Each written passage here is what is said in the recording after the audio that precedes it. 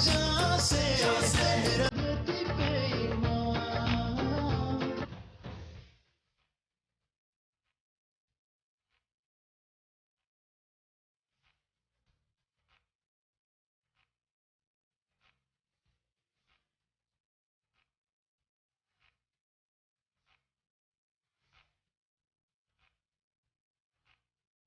दिल से मैंने देखा पाकिस्तान, जहाँ से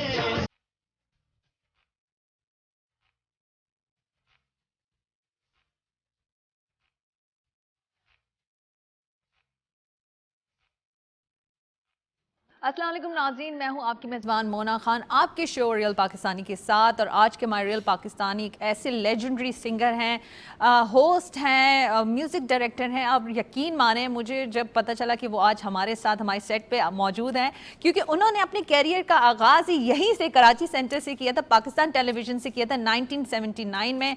और माशाल्लाह से 40 साल से अरसे में वो जो है उन्होंने जो गायकी से अपने दुनिया भर में पाकिस्तान का नाम जो है वो जगह जगह फैलाया है। और इसके साथ साथ इनके 2000 से ज़्यादा तो वो गाने माशाल्लाह से गा चुके हैं। कोई ऐसा अवार्ड नहीं है जो उन्हें ना मिला हो, चाहे वो पाकिस्तान या पाकिस्तान से बाहर हो, निगार अवार्ड हो, पीटीवी का अवार्ड हो। लेकिन मैं जितने अवार्ड्स की तादाद अगर बताऊं वो कम पड़ जाएंगे, लेकिन मैं ये कहती हूँ अगर उन्हें इतने ज़्यादा अवार्ड्स मिले तो हमारे लिए वो रिवॉर्ड है, क्योंकि एक ऐसा पाकिस्तानी जिसने अपनी गायकी से पाकिस्तान का नाम दुनिया भर में जगह जगह पहुँचाया। और मेरा नहीं ख्याल कोई ऐसा मुल्क रह गया हो जहाँ उन्होंने ना बताया हो कि मैं अच्छा और सच्चा पाकिस्तानी हूँ। तो आज के हमारे रियल पाकिस्तानी अरशद महमूद साहब हमारे साथ मौजूद हैं। अस्सलाम वालेकुम सर। वालेकुम अस्सलाम। कैसे हैं सर आप? मैं ठीक हूँ। सबसे पहले तो पाकिस्तान टेलीविज़न का बहुत शुक्रिया। और यही वो जगह है जहाँ मैंने पहला प्रोग्राम किया था, इसी स्टूडियो में, और आज भी कर रहे हैं, शुक्र अल्हम्दुलिल्लाह। अच्छा अर्शद साहब, जब मैंने अपना जब आपका मैं तारुफ बता रही थी, एक तो मुझे खुशी बहुत थी सही मायने में, शुक्रिया। क्योंकि हमेशा आपको हमने गाते हुए सुना, टीवी पे देखा, चीज़ें रही। और अब मुझे आज मौका भी मिल रहा है कि मैं आज आपसे अपनी दिल की बातें ज़्यादा से ज़्यादा कर सकूं, क्योंकि लोग आपसे बेहद प्यार करते हैं आपकी गायकी की वजह से। और आप ऑब्वियसली बात है, अपने फिल्म के लिए भी जो इतने मशहूर गाने देखा, जो चेहरा तेरा, जैसी आप आए मेकअप पे भी, जैसे मेकअप रूम में तो मैंने वो गुनगुनाना शुरू कर दिया था। तो सारी मोहब्बतों को, सारी चीज़ों को कैसे समेट लेते हैं? और ना सिर्फ ये बल्कि आपने डिफरेंट लैंग्वेजेस में भी गाने गाए, तो ये जो लैंग्वेजेस के लिए गाने गाना, ये सब के साथ आपको एक तरह से रिश्ते में जोड़ देता है। ये सब अल्लाह ताला की मेहरबानियाँ हैं। मेरा स्टार्ट जो है वो इसी पाकिस्तान टेलीविज़न कराची से है, और मैं सिंधी ज़ुबान में सबसे पहले मैंने यहाँ प्रोग्राम किया था। और वो प्रोग्राम था वींझार, अब उसका नाम है परख। तो अब भी होता है वो प्रोग्राम, मेरा ख्याल है। तो एजाज़ अलीम उकैली साहब जो है वो प्रोग्राम किया करते, तो वो मैंने पहला प्रोग्राम यहाँ पे गाया था, बड़ी मुश्किल के बाद। लेकिन पहले तो जब मैं इंटर हुआ तो मैं तो आया था एज एन एक्टर आया था मैं, कि हीरो बनने के लिए। तो उस वक्त मेरा ख्याल है ना मैं बच्चों में आता था ना मैं बड़ों में आता था। ये मुझे बात जो है ना अदी सुल्ताना ने मुझे कही, सुल्ताना सिद्दीकी साहबा ने, तो मुझे कहने लगी कि तव्हां कहिड़े रोल में मां खड़ा, नाटक सभा हुआ करता था उन दिनों, तव्हांखे कहिड़े रोल में खड़ा, ना तव्हां वॾनि में अचो था ना तव्हां नंढनि में था अचो, थोड़े से बड़े हो जाएं आप फिर आपको। मैंने कहा ठीक है अदी, आपकी मेहरबानी। चला गया अब। तो बहरहाल एक वक्त होता है, वो मैं बहुत दुबला सा था जब मैं यहाँ आया था, तो आज थोड़ा सा बल्कि हो गया। कुछ लोग जो है पहचानने में भी थोड़ी सी प्रॉब्लम करते हैं। तो सिंध में पैदा हुआ मैं, रोड़ी में, तो वहाँ पे मुख्तलिफ लोग रहा करते थे, मुख्तलिफ लैंग्वेजेस बोलने वाले, क्योंकि मेरी पैदाइश जो है वो रेलवे कॉलोनी में हुई, लोको शेड रोड़ी में। मेरे वालिद साहब जो हैं वो रेलवे में जॉब करते थे।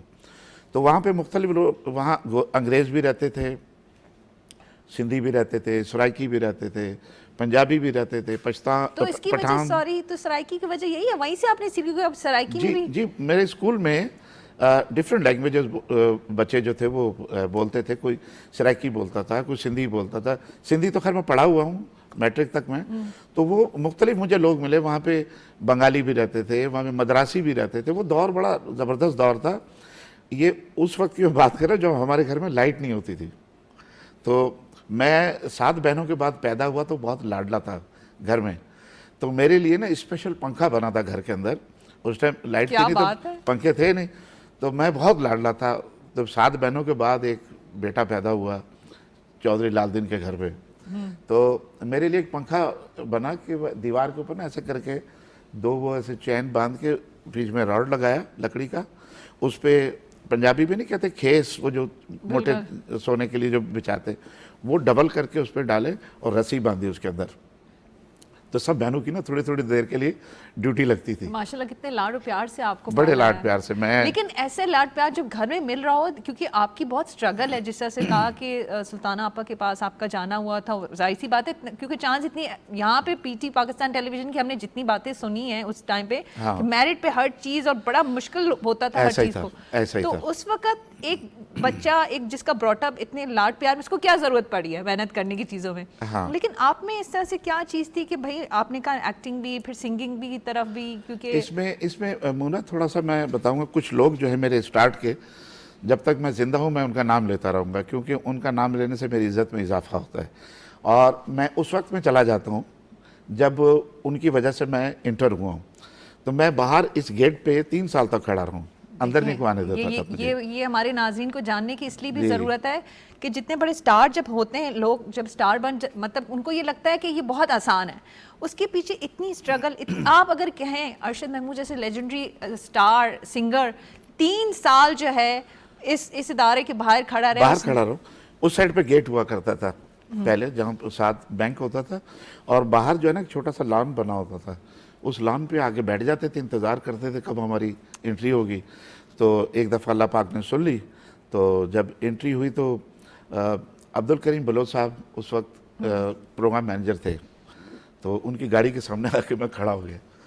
तो उन्होंने मुझसे पूछा, मुझे नहीं पता होता था कि प्रोड्यूसर क्या होता है, जीएम क्या होता है, पीएम क्या होता है, तो मुझे नहीं पता था। और मुझे ये भी बता दो, आपकी ज़िंदगी ये भी नहीं पता तकलीफ क्या होती है, दुख क्या होता है, जिस तरह तो मैं गाड़ी के आगे खड़ा हो गया, तो उसमें शफ़ी पिंजारो, वो उनके ड्राइवर थे, अल्लाह उनकी मग़फ़िरत फरमाए, अल्लाह ताला बलोच साहब की मग़फ़िरत फरमाए। तो मैं ना, गर्मियों के दिन थे, तो ऐसे कपकपा रहा था से कि कहीं मारे ना। तो मैं पीछे, मुझे बुलाया, मुझे कहने शीशा नीचे करके, अबा क्या बात है। तो मैंने उनसे कहा, माजूदा मां रोड़ी खाए हुआ ऐं मूंखे ड्रामन में कम करण जो शौक़ु आहे, तो महिरबानी करे हिकिड़ो चांस ॾियो मूंखे। तो मुझे कह लेंगे कि उर्दू में उसका तर्जुमा बता रहा हूँ, कह लेंगे कि आप पहले कभी काम किया है। तो मैंने उनसे कहा, मैंने कहा जी मैंने स्कूल में किया है। कह लेंगे अच्छा ठीक है अंदर हो। तो उन्होंने मुझे बड़ी इज्जत से अपने कमरे में बिठाया, गर्मियों के दिन थे, मेरे लिए बोतल मंगाई। मैं शर्मा रहा था, मैंने मना कर दिया था, लेकिन आज भी वो ज़िंदा हैं, रहमत भाई, अल्लाह ताला उनको लंबी ज़िंदगी दे। वो उनके पीए हुआ करते थे प्रोग्राम मैनेजर्स के, वही मुझे गेट से अंदर लेकर आए थे, क्योंकि मुझे तो अंदर आने का रास्ता भी नहीं पता था।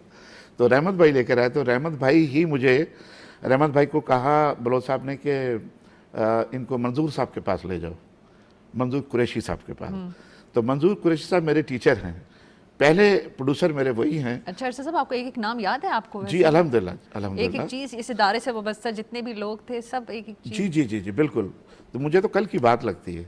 तो मंजूर साहब का ऊपर कमरा हुआ करता था, तो मैं जब गया तो मंजूर साहब की एक आदत थी, वो इंग्लिश बहुत ज़्यादा बोलते थे। तो यहाँ पे चंद एक और प्रोड्यूसर थे, वो ज़्यादातर इंग्लिश बोलते थे। मैं अभी नया नया, मतलब मैं पीले स्कूल का पढ़ा हुआ, तो मुझे तो अभी इतनी इंग्लिश नहीं आती थी, वो तो ऊपर से घूम जाती थी, लेकिन थोड़ी थोड़ी समझ आ जाती थी उस वक्त। लेकिन अब तो जब दुनिया में अब घूम कर आया हूँ, अब तो खैर प्रॉब्लम नहीं होती। वो वक्त जो था ना, बड़ा प्रॉब्लम का था। तो मैं अंदर गया, तो मंजूर साहब ने मुझे बड़े अच्छे तरीके से ट्रीट किया। तो बताया जी बलोच साहब ने भेजा, इनका ऑडिशन ले लें। तो मुझे स्क्रिप्ट दिया निशान लगा के कि ये याद करके आ जाए, 2:30 बजे आ जाए। मैंने कहा जी सर। मैं बाहर निकला, मैंने तो कभी ड्रामा किया ही नहीं, मुझे तो पता ही नहीं ड्रामा किस तरह से, कैसे बोलते हैं, क्या करते हैं। तो इसी कॉरिडोर के अंदर ना, सामने से अदी जीनत नकवी और कैसर नकवी और नूर मोहम्मद लाशारी साहब आ रहे थे साहब, उनको मैंने ड्रामों में देखा हुआ था। तो मैं ऐसे जाके ना लाशारी साहब से जाके मिला, मैं को अस्सलाम वालेकुम भैया। हाँ साई साई, वाह खुशी जहाँ भला। वो गले से उन्होंने मुझे लगाया, प्यार व्यार किया। तो मैंने कहा कि अदा मुझे थोड़ा सा ये, मैं आपकी शागिर्दी में आना चाहता हूँ। तो सामने ही अदी सुल्ताना का कमरा था, वहाँ हम बैठे, तो वहाँ चाय समोसे हमने मंगाए। तो मैंने मना कर दिया, मैंने कहा नहीं 2 चाय और 2 समोसे, क्योंकि मेरे पास पैसे कम थे। तो मैंने कहा कि 3 चाय 3 समोसे आएंगे तो मैं तो दे नहीं सकूँगा। तो मैंने उससे कहा माचो ना आधा माँ पीती है चाय, मैं तां जला घुराया। तो मैं चाय 2 समोसे 2 चाय मंगाई। तो अदी ने ना अपने वो चुटिया से ना काला निकाला धागा और उन्होंने मेरे बांधा और मुझे जनाब स्क्रिप्ट याद कराया। और वो मेरे टीचर की जगह है और आज वो भी दुनिया में नहीं है, अल्लाह ताला उनको रहमत फरमाए। तो मंजूर साहब के पास जाके फिर पहला ड्रामा मैंने उनका किया, दाना दीवाना। और मेरा ख्याल है ये स्टूडियो था, ये साथ वाला पीछे वाला स्टूडियो था, वहाँ पहला ड्रामा मैंने किया। हाँ, लेकिन अर्शद साहब अल्लाह का करना देखें, जिस बच्चे ने जिसने उम्र के से में इतनी मेहनत की और वो ही ना सिर्फ पाकिस्तान का, दुनिया का एक ऐसा स्टार बन गया। और आपकी हमने ऐसे ऐसे गाने सुने कि कोई फिल्म है जिसका आपका गाना ना हो और वो जो है हिट ना हो। अल्हम्दुलिल्लाह काफ़ी गाने वो चीज़ें, क्योंकि हम उस तरफ भी आना चाहेंगे, बात करना चाहेंगे, क्योंकि मैं तो आगे फरमाइश करने के चक्कर में क्योंकि इसी बहाने वो मेरी फरमाइश भी आ जाएगी। मूना साहिबा मुझसे बात करने के लिए ना 28 मिनट बहुत कम है। बिल्कुल आपने सही बजा फरमाया। मेरी जो स्ट्रगल है, जितना मैंने काम किया पाकिस्तान टेलीविजन पे, पहले कोई अंदर आने नहीं देता था। जब मैं अंदर आया तो फिर किसी ने निकलने नहीं दिया। और अब देखिए हम आपको जाने नहीं देंगे। मैंने बहुत काम किया पाकिस्तान टेलीविजन पे, आज भी ये मेरे लिए मेरा घर है, मेरी यूनिवर्सिटी है। मैं सारे काम छोड़ के इस पाकिस्तान टेलीविजन पे आता हूँ। एक चीज़ बता रहे थे, आपकी आंखों में भी एक मैंने नमी सी भी फील की, और वो अटैचमेंट चीज़ों को रखते हुए। देखिए ये बात तो हम भी जानते हैं कि जब इंसान कुछ अपनी जगह मकाम हासिल करे, दुनिया आपके साथ हो जाती है, ऐसा ही होता है। लेकिन वो लोग हमेशा याद रहते हैं जिसने आपको उंगली पकड़ के चलना और करना सिखाया। और फिर हमने, अब वही बात है, हम फिल्म इंडस्ट्री की तरफ इसलिए क्योंकि हमने जितना अरूज अपनी फिल्म इंडस्ट्री में देखा, आपकी गायकी से जो गाना हिट हो जाता था, फिल्म भी हिट हो जाती थी। तो वो एक इसी में मेरी फरमाइश भी, अगर आप इसे कबूल फरमा लेते। नहीं, ज़रूर, इंशाल्लाह। वो तो एक बड़ा ज़बरदस्त, मैं समझता हूँ कि मेरे लिए तो बड़े एजाज़ की बात है कि मैं जब यहाँ तकरीबन 7 साल तक सिंधी में गाया है, उर्दू साइड पे कोई आने नहीं देते थे, तो बड़ी मुश्किल से इकबाल हैदर साहब का एक प्रोग्राम था, एक स्टेज प्रोग्राम था, एक डॉक्टर थी वो होस्ट किया करती थी उनको। तो उसमें मैंने एक गाना गाया, नक्काश काज़मी साहब का लिखा हुआ, और उनकी कंपोजिशन बनाई थी, मैं बताता हूँ नाम याद करके। तो वो मैंने एक पहला गाना उर्दू का उसमें गाया। उस वक्त मेरी शादी नहीं हुई थी, तो उस गाने के बोल, अच्छी गुजर रही थी स्ट्रगलिंग दौर था। तो उस गाने के बोल थे कि ख्वाब उसी के देखूं, ख्वाब उसी के देखूं। तो वो गाना मैंने रिकॉर्ड कराया। तो उसके बाद जो है ना, रेहान आज़मी हमारे बहुत अच्छे शोरा में उनका नाम होता है, उन्होंने मुझे कहा कहें यार अर्शद भाई, आप इतने अरसे से सिंधी गा रहे और आप उर्दू माशाल्लाह इतनी अच्छी है आपकी, तो आप उर्दू में क्यों नहीं गाते? तो मैंने कहा यार रेहान कोई चांस ही नहीं देता। तो कहते चलो मेरे साथ। वो मुझे लेके आरिफ राना साहब के पास चले गए।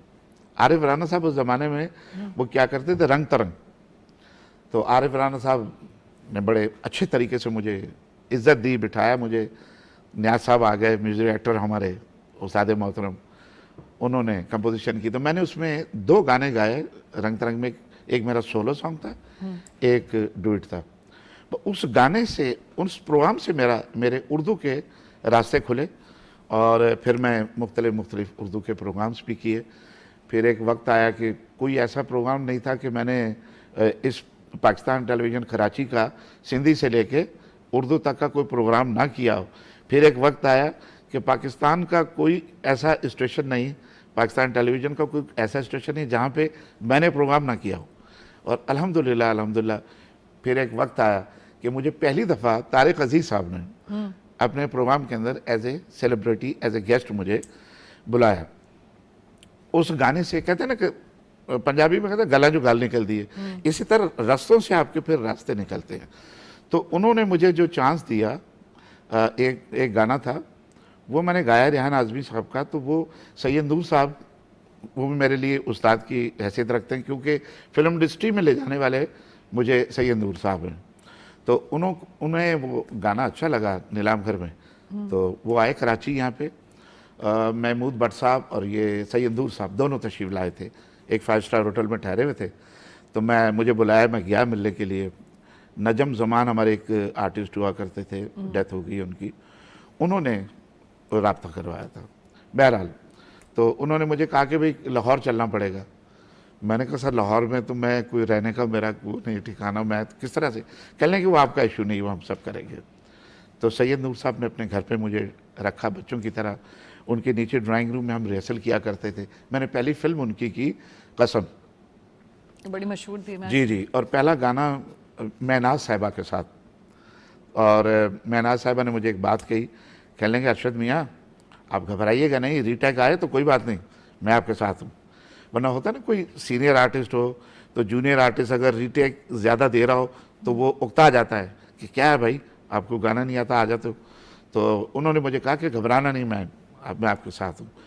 तो बहुत सारे लोग आए हुए थे वहाँ AM स्टूडियो के अंदर गाना सुनने के लिए कि जी कराची से कोई लड़का आया। तो बहरहाल जी अल्लाह ताला ने उस गाने में मुझे इज़्ज़त दी। तो वहाँ से फिर एक रास्ता आगे नया बना, वो असलम नाथा साहब, उन्होंने मुझे कहा कि मैं एक फ़िल्म बना रहा हूँ आज का दौर, उसमें आपने गाने गाने। तो कमाल अहमद साहब का म्यूज़िक था, कराची में मैंने आके गाने गाए। जब सारे गाने हो गए तो एक रात को उन्होंने मुझे बुलाया, 1-1:30 बजे का टाइम था। तो मैं जब गया तो सारे हार लेके खड़े हुए थे। तो मैं समझा कि कोई गाना मेरा पसंद आ गया इनको, इतने सारे 8-9 गाने गाए। तो मैं आया तो हार डालने लगे, अबे हीरो आ गया, हीरो आ गया, हीरो आ गया। तो मैंने कहा हीरो आ गया, पीछे देख रहा हूँ, मैं देखा कोई नहीं, अंदर गुलाम मोहद्दीन साहब बैठे हुए थे, वो उनकी फिल्म के हीरो थे। तो मैं भी जाके बैठ गया, उन्होंने मुझे गले में हार वार डाले। तो कहने लगे भाई आज से तुम हमारी फिल्म के हीरो, क्योंकि गुलाम मोहद्दीन जो है ना ये जा रहा है शूटिंग पे बाहर, और ये तो आएगा 1.5-2 महीने के बाद। तो वहाँ पे उन्होंने मुझे कहा जी आप इस फिल्म के हीरो हैं। तो मंजूर अहमद खान साहब ने मुझे वो उसका जो है ना सुनाया थोड़ा सा। तो मुझे कहने लगे कि यार कुछ फिल्में ऐसी होती हैं कि जो हीरो का किचन चलाती हैं, और कुछ फिल्में ऐसी होती हैं कि जो हीरो की लाइब्रेरी में रहती हैं। तो ये फिल्म तुम्हारी लाइब्रेरी में रहेगी, इनकार नहीं करना। और आप यकीन करें मैंने सारा काम छोड़ दिया और मैंने वो फिल्म की दिन रात लगा के आज का दौर एज ए हीरो मेरी पहली फिल्म है। उस फिल्म पे मुझे 2 निगार अवार्ड मिले थे, best actor, best playback singer का। क्या बात। और वो एक इसी बात में हमारी एक जो दरखास्त थी गाने की हवाले से, वो तो पूरी प्लीज कर दी जाए। हाँ जो भी, क्योंकि पीछे से भी बार बार की गई, हमारे लिए भी प्लीज आप। जो पहला गाना जो मेरा हिट हुआ वो फिल्म घूंघट थी सैयद नूर साहब की। तो इसके भी बड़े रिकॉर्ड बने हैं माशाल्लाह। तो मैं आपको पहले 2 लाइनें सुना देता हूँ उसकी।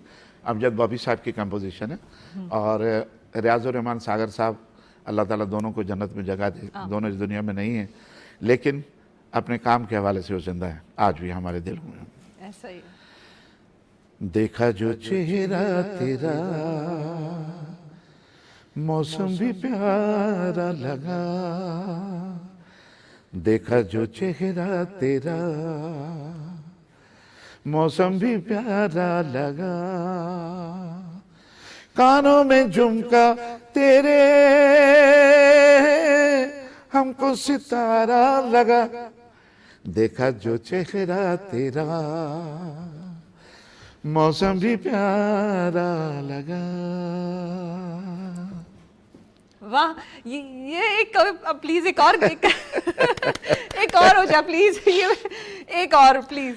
अच्छा ये आई थी 95 में फिल्म आई थी, इसके बाद ही अगले साल गाने की वजह से मेरे ख्याल से if I am not wrong film hit हुई है। जी। ये गाना इतना मशहूर हुआ था। जी, वो होते ना गाने के कुछ वक्त इतने प्रोग्राम्स होते थे, म्यूजिकल शोज वगैरह, तो उसमें टॉप चार्ट में ये पहले नंबर पे रहता था। मैं आपको बताऊंगा इसकी बात। इसके अगले साल मेरी एक दूसरी फिल्म आ गई, दुपट्टा जल रहा है। उसमें नदीम साहब थे और बहुत बड़ी टीम थी उसके अंदर। तो उसमें मेरे 2 गाने थे, तो उसमें भी माशाल्लाह माशाल्लाह पाक ने मुझे इज़्ज़त दी। वो गाना भी पूरी दुनिया के अंदर बजा और आज भी बज रहा है कि हो सके तो मेरा एक काम करो, हो सके तो मेरा एक काम करो, शाम का एक पहर मेरे नाम करो, हो सके तो मेरा एक काम करो। ये गाना भी राजुर रहमान सागर साहब का लिखा हुआ था और ये गाना एम अरशद साहब उन्होंने बनाया था। इस गाने के बारे में मैं आपको थोड़ा बता, दोनों गानों के बारे में जो बहुत ज़्यादा बातें मिलती जुलती हैं। ये गाना जब सिनेमा पे चलता था तो लोग खड़े हो जाते थे, जब ये गाना ख़त्म होता था लोग खड़े हो जाते थे वंस मोर के लिए। तो वो मशीन में उसको रिवाइंड करके फिर ये दोबारा गाना दिखाते थे। तो ये हमें भी पीछे से भी फरमाइश है वंस मोर, अब पीछे से मशीन नहीं घुमा सकते क्या करें। तो ये हर सिनेमा से ना ये आवाज़ आई, तो सैयद नूर साहब ने इस गाने का प्रिंट अलग से बनवा के ना तो हर सिनेमा पे ये फिर पहुंचा। तो जैसे वो वंस मोर होता तो ये गाना ऑलरेडी इन्होंने लगाया होता था, दूसरी मशीन में ठक करके चल जाता था। तो नादिया यहाँ प्रोग्राम किया करती थी, तो मेरी अभी एक दफ़ा मुलाकात हुई। तो वो पीटीवी का प्रोग्राम किया करती थी इस्लामाबाद का, कि साल में कौन सा प्रोग्राम कौन से नंबर पे आया, क्या इस टाइप का फिल्मी प्रोग्राम था। तो उसमें उसने बताया कि ये गाना जो है देखा जो चेहरा तेरा पूरा साल उनके काउंटडाउन में नंबर 1 की पोजीशन पे था पूरा साल। मुझे खुद भी याद है। और आप यकीन माने मैं इसी भी यहाँ से भी आपकी बात से एक बात सोच रही थी कि एक जब लोग आपको कह रहे थे कि नहीं आप उर्दू की तरफ नहीं, उर्दू सिंगिंग की तरफ नहीं आ सकते, और आप देखें उससे में ही आपने जो अल्लाह ताला ने इतनी इज्जत दी, एक्टिंग की तरफ नहीं, वहाँ पे आप अल्लाह ताला ने आपको इतनी इज्जत दे दी खुद उठा के। तो क्या ही मामला थे, क्योंकि ये सारी की सारी मेहनत नियतों पे दारोमदार होता है कि इंसान जब सच्चे दिल से, और आपकी एक सही बात है ना सिर्फ आपने यहाँ पे बल्कि दुनिया भर में पाकिस्तान का नाम अपनी गायकी से जगह जगह बिल्कुल मेरी कोशिश होती नादिया, पूरी दुनिया के अंदर मैं जहाँ भी जाता हूँ मेरी कोशिश होती है कि अगर मुझसे कोई थोड़ी बहुत गलती हो जाए मेरे मुल्क में तो ये मुझे माफ़ कर देंगे, वहाँ पे कोई गलती नहीं होनी चाहिए। एक पाकिस्तानी की हैसियत से, एक रियल पाकिस्तानी की हैसियत से अगर मैं दुनिया में कहीं भी जाता हूँ तो मेरी कोशिश यही होती है कि वहाँ पे कोई ऐसी गलती ना हो, क्योंकि वहाँ पे लोग मुझे मेरे नाम से नहीं जानते, मुझे लोग मेरे मुल्क के नाम से जानते हैं। तो मैं नहीं चाहूँगा कि मैं कोई ऐसी गलती करूँ कि मेरे मुल्क का नाम ख़राब हो। कितनी मुश्किलात से हमने ये हमारे बुज़ुर्गों ने ये मुल्क लिया है, और दुआ करता हूँ कि या अल्लाह ये हमारी पहचान जो है हमेशा से कायम। Thank you so much Arshad साहब, बहुत शुक्रिया, हमारी बहुत सही दुआएं आपके लिए। जी नाज़रीन, ये आपने गुफ्तगू सुनी हमारे लेजेंडरी सिंगर की, स्टार की, अरशद महमूद साहब की। अगर आप इनकी ज़िंदगी पे गौर प्लीज़ अगर आप करें, नो डाउट दुनिया आज माशाल्लाह सब उन्हें जानते हैं, पाकिस्तान के प्लेटफॉर्म से भी, इंटरनेशनली भी, लेकिन इन सब के पीछे इनकी बहुत मेहनत है। इन्होंने हिम्मत नहीं हारी, जो 3 साल तक पाकिस्तान टेलीविज़न सेंटर के बाहर खड़ा हो और उसने कहा कि नहीं मैंने काम करना। और आप यकीन माने इंसान की मेहनत कभी ज़ाया नहीं जाती और उनको बहुत अच्छे लोग मिल जाते हैं। यहाँ पर भी इनको बहुत अच्छे ऐसे लोग मिले और उन्होंने भी मेहनत की, और आज हम सब उनसे बहुत मोहब्बत करते हैं। पाकिस्तान की पहचान है, शान है। इसी तरह से हिम्मत ना हारें, जिस फील्ड में भी काम करना चाहते हैं लगे रहें और अपने मुल्क का नाम जो है रोशन करें। अपना बहुत ख्याल रखें। मुझे मोना खान को इजाज़त दीजिएगा। पाकिस्तान जिंदाबाद।